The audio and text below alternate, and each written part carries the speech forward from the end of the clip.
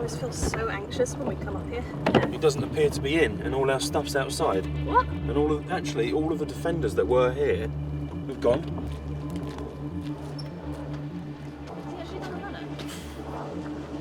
It seems so. I mean, he's deleted his Facebook and he's nowhere to be seen. Right, well, let's go check our stuffs there.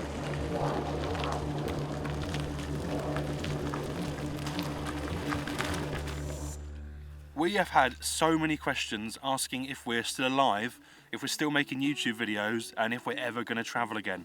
It's really lovely that people are so interested and invested in us, so we thought it was only about time that we let you in on what on earth has been happening to us for the last 2 years. The truth is that we never planned to stop making videos, but this past year has just been so challenging for us and it has not panned out the way we'd hoped at all. In case you're just joining us for the first time, I'm Ben and this is Lucy, and we've been travelling for the past 9 years in our very rusty old LDV convoy. That van's been part of all of our journeys so far. It's been revived multiple times, but we're finally at the point now where we feel like it's at the end of the road. And we want something new, something that can take us further than we've ever been before, but most importantly, something that doesn't leak. So what we haven't shared publicly yet is that we've actually been working on that new van for the past 18 months, or at least we've been trying to anyway. Things have gone quite wrong. They've not panned out at all how we'd hoped. And to be honest, this isn't how we wanted to tell you guys this news. For the past year or so, we've been working on building our brand new van, our dream van. Lucy has got all of the mood boards for this, like she literally knows where every single nut and bolt and furniture item and pillow and whatever else is going to go in that van. She's got the whole thing down, right? It's supposed to be a one-of-a-kind, a bespoke van that's never been done before. It was supposed to have simple character, charm, but most importantly, off-road capabilities. So we've actually been working with a Land Rover specialist to bring this dream to life. Unfortunately, it has turned into a complete nightmare. 18 months and 16 grand down the line, and we have got nothing to show for it. Well, we've got a sort of beaten up chassis and half a van on the driveway. I don't know what you're talking about. That's all we've got. All we've got is 2 halves of a van sat on the driveway like 2 halves of a broken dream. That's what it feels like. It's pretty bad. So I think we'll just give you the rundown of the entire timeline of everything that's gone wrong. And I'm going to have to refer to my paper here because a lot of stuff has gone wrong. So let's go back to September 2023. We first approached the Land Rover specialist and he was full of enthusiasm and we instantly got behind it. We were like, man, this guy knows his stuff. Like, we looked around his workshop. The work he was doing was really good, or so it seemed. And we went full steam ahead. We didn't even approach anyone else. Yeah. So we purchased a brand new chassis from a company in Poland that makes really, really good Land Rover chassis. Then we also bought a load of parts to build the rolling chassis to place the van body onto. In the following months, he kept coming up with excuses and reasons why the project hadn't started. He kept saying we needed to buy more parts, so we kept spending money, believing in vain that one day he would actually have the parts required to start the project. In December 2024, we'd actually already gone 3 months past the deadline that he'd set. We were told it was going to be September 2024 that it was completed. Ah, hang on, yeah, so actually, yeah, that's, we've gone a whole year now. A whole year? A whole year has passed. Since we first approached him. The deadline had passed by 3 months, and then by the time we got to December 2024, we'd had enough. We had had an entire year of like sleepless nights and really fretting over this, feeling like we're just losing control, losing our future dreams and all of this stuff. It was really, really heavy. It was actually extremely stressful, and Ben genuinely did lose many nights of sleep over this. So in December we decided enough was enough. We can't go into another new year like this with the same troubles and stresses of whether it's ever going to be started or whether it's ever going to be finished. So we sent him a really long email outlining our concerns and our disappointments with what had happened so far. In January of this year, he promised that it was going to change. Everything looked much better. He had written out a work rota. He had shown us the work that was going to take place and when. And for the first few weeks, it was looking good. Yeah. We kind of regained our optimism and we sort of got excited about the project again, and we really thought, no, this is it, this is the year, we're going to get this van on the road, we're going to leave and we're going to have the best time ever. Unfortunately, March came around and he was back to his usual self. No work was taking place. He was charging us for labour, and we just could not see where that money was going, and he was still saying we needed to buy more parts and more parts and more parts. And we sent him a follow-up again after that, another email to say, look, this isn't right, we've got a bad feeling about this now, I'm not sure what's going on. And he got really, really arsey with us, and this was where, for the first time, we really saw that this is absolutely not going to be completed with this guy, ever. He said that he's closing his business, he can't afford to stay open. And then we actually spoke to some of his former employees and his former customers, who all told us that they've either not been paid or that he's going into liquidation. And it got pretty serious for us at this point, because we thought, if he goes into liquidation, all of our stuff is possibly going to be taken along with it, and we will literally be back to square one. So it got pretty chaotic after that, didn't it, really? It did. He was kind of ringing you up, begging us to stay with him, even though we knew that he had financial difficulties by this point. You know, this was beyond the final straw. We were adamant we were going to pull the project out. And I've got to refer to the notes now, because this does get complicated. So we rushed up there basically to retrieve the van and all of our parts. And what we found instead with this, that he had closed the garage and left all of the parts, thousands of pounds worth, in the van, the parts that we'd purchased and given to him for the build. Yeah, so he was actually nowhere to be seen at this point. He had deleted his Facebook, or at least blocked me from his Facebook.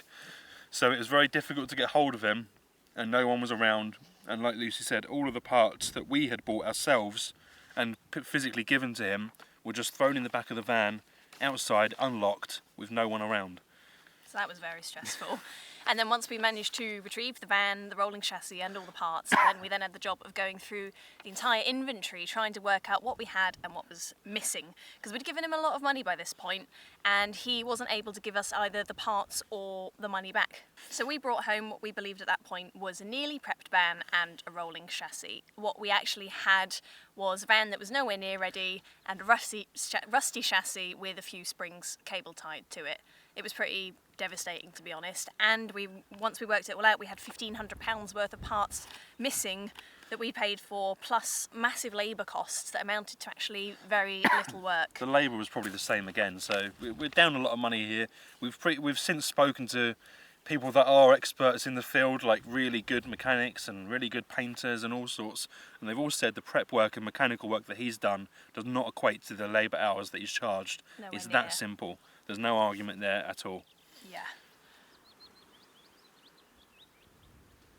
And then once we did actually get the van and the chassis back, we were literally running around the whole of Cornwall in that week, talking to every single Land Rover builder or van builder expert in the county, just trying to find anyone that would pick this project up and carry on with it. It's almost kind of tragically like comical now to think back that we were just pacing around the entire county, desperately trying to cling on to anyone who had any knowledge of this thing and would like want to take it on.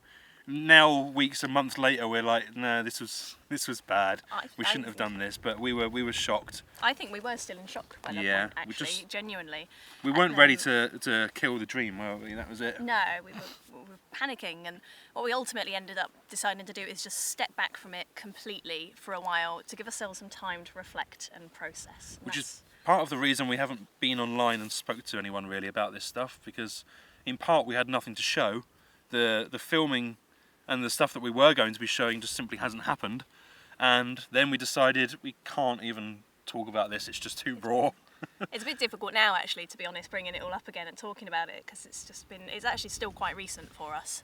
But we just wanted to let you know what's been going on, basically, and to say that we were devastated is an understatement. This has had a huge impact on us. This whole process should have been incredibly exciting, and instead it's just been absolutely gutting and horrendously stressful. The most stressful thing is the time that we've lost. It's not like the money.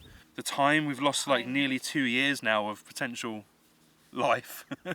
We always want to live life to the full and get the most out of every moment. So it's kind of being here in limbo with this kind of false promise lingering over our heads for a long time now it's been really difficult. That has been the toughest part of it for me, at least, and I think probably the same for you. I feel like we were maybe quite naive and maybe a little bit overly optimistic in just believing that this would still happen, because this was supposed to be this amazing, one-of-a-kind, unique build, but gradually all the joy and excitement just got sucked out of that for us.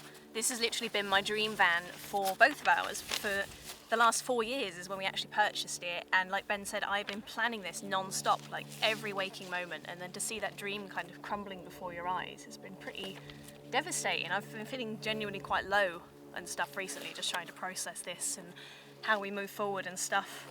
And I guess the thing is, we entrusted someone to bring our dream to life, and what I've realised is that you need to be quite careful with who you entrust your dreams to, because there's a lot of people out there that will just take your money and sell you a dream that's completely unfounded. But there are also a lot of people that have been really helpful. Let's not forget that. So many people have taken the time to give us help and input and come and take a look at the van. And they've been really amazing, and that they've been the thing that's restored a bit of hope in us for the future of this project. Yeah, we're kind of between despair and optimism now, aren't we, on a scale, I guess? Yeah. With total despair at one end and optimism at the other. We're kind of sneaking back up towards optimism again, I think. Cautious optimism. But we just have to. We don't like to give up on anything, and we love the underdog feel of all the adventures that we go on with our ridiculous old impractical vans.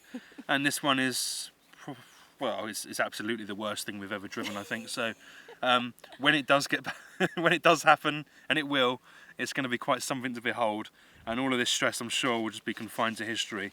But that's where we're at right now, so we just wanted to give you this update, I suppose. You know that we don't like giving up on things, because you can see how long we've been keeping our LDV going. It's still on the road, completely improbably now, despite being awful to drive. And that feeling of giving up is just not something that we're familiar with. Even though we've taken a bit of a hit, we've been feeling really defeated and just trying to put this all out of our minds for now. There's this little part of us that just feels like we don't want to ever really give up. Yeah, so we won't. We will find a way. It's going to take some time, but for everyone that's asking after us, we really appreciate it, and it does genuinely give us a little smile every time someone asks about our videos and when we're going to be starting doing it again. It really does cheer us up, so thank you so much. And I felt like this video was for you, really, just to owe it to you for all those people that are checking in on us, I guess, to see if we're all right. And we'd love to hear your thoughts, really. We'd love to get your input on this. Like, should we just abandon this whole thing? Is it doomed? Should we get a different van? Don't say bring the LDV back. That's not happening. We've done that already. Just what do we do? Do we continue trying to pursue this, or are we just flung a dead horse? Or is this just another one of those challenges that comes along that you've got to overcome, and then it makes the dream all the better when you finally get there? I think I know where we are, but it'd be really nice to hear from you anyway. It really would. You could either talk some sense into us or spur us on more with this madness we're involved with. So, yeah, thanks again, and we really look forward to hearing what you have to say. And we will have more new videos soon. We will. We actually will this year, I hope. Cheers, guys.